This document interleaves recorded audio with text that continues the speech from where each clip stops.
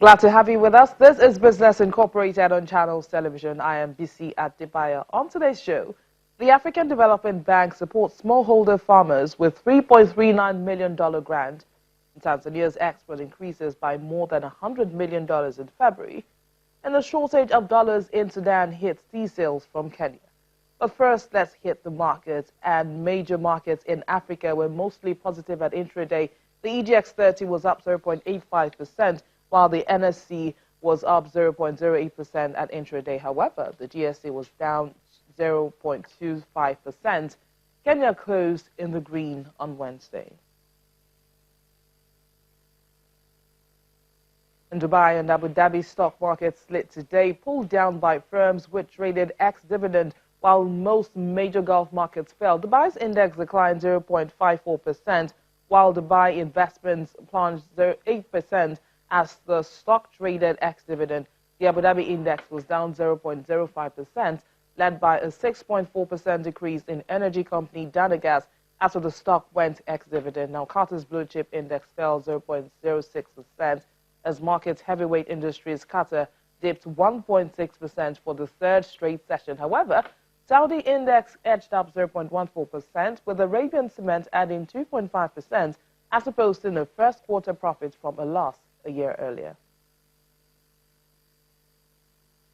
And in Europe, stocks were slightly lower this morning as market participants monitored another set of corporate earnings. And of course, the main news is the failed merger between Commerzbank and Deutsche Bank. For more, let's talk to Orich Bart at the Frankfurt Stock Exchange for more on the European scene. It's good to see you, Orich.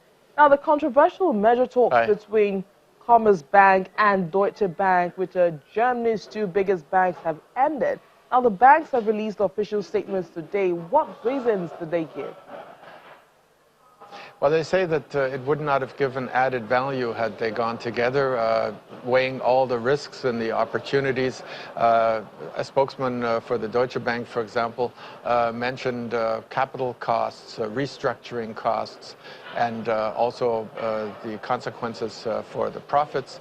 And he said that the Deutsche Bank was showing, even without the merger already in the first quarter, there were numbers that the bank put out, that it was able to improve profits and that it felt solid and stable. But of course, it is a disappointment to those behind the merger, like Finance Minister Olaf Scholz. Here he was said to be the main actor in favor of a merger. But, you know, from practically day one, when this became known that they were thinking about talking, that the finance minister was behind such a move, and then when they were actually talking, most people I spoke to here in Frankfurt didn't believe it was a very good idea, and in the end they came to that conclusion themselves as well. I think believing that the risks and the initial expenditures far outweighed the potential advantages once merged, if merged successfully. So what next for Deutsche Bank and Commerzbank? Will they go at it all alone? Well, I think the Deutsche Bank doesn't have a choice but to now try to go at it alone. It still has homework to do, and it is getting profitable after a small profit 2018. It's also made a profit in the first quarter of this year, and it feels solid financially and in terms of its balance sheet as well. And a spokesman today also said its business was growing. There are worries, though, of course, that the stock market price is still remaining low. So if there are any doubts about, certain business aspects, if the stock market price drops lower, then that's very unpleasant for the bank, perhaps. But there's no plan B with another merger partner or anything like that. Different story for the Commerzbank. While these talks were going on, there were all sorts of speculations about ING of the Netherlands, for example, or UniCredit of Italy, or another bank, Santander of Spain, perhaps being an interested party in bidding along with the Deutsche Bank for the Commerzbank, because indeed, on the corporate client and private client side, there could be synergies, but no one has heard anything that these banks were really serious about it. With the situation as it is now, one can't rule that out. but a lot of people don't think it's likely that the Commerzbank will be holding merger talks with anyone else anytime soon. Orage, I'm sure that you've been speaking with a couple of people regarding this news. Now, what are some of the comments you are hearing from politicians, supervisors, and investors? Well, just briefly before we went on air, I talked to someone who is a major prominent representative of investors' interests here. And he says that he was both not surprised that it didn't work out, but also relieved because he at no time believed that this would bring both banks forward in any way, and instead risks involved. And when you read some of the other comments, they echo that.